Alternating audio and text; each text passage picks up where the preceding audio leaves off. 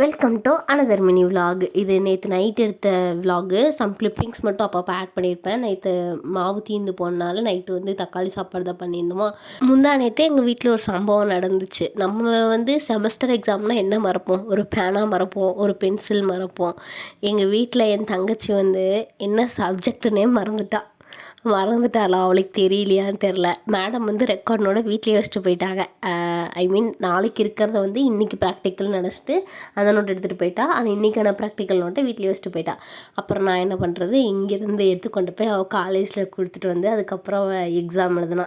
Back to the video. காலையில் எழுந்திரிச்சு கத்திரிக்காய் குழம்பு தான் வச்சுருந்தோம். இப்போலாம் பெருசாக குழம்பு ரசம் அந்த மாதிரிலாம் எதுவுமே பண்ணுறதில்ல. வெயிலுக்கு அதெல்லாம் சாப்பிடவே முடியல மாட்டேங்கிறதுன்னு பெருசாக அதெல்லாம் பண்ணுறதில்ல.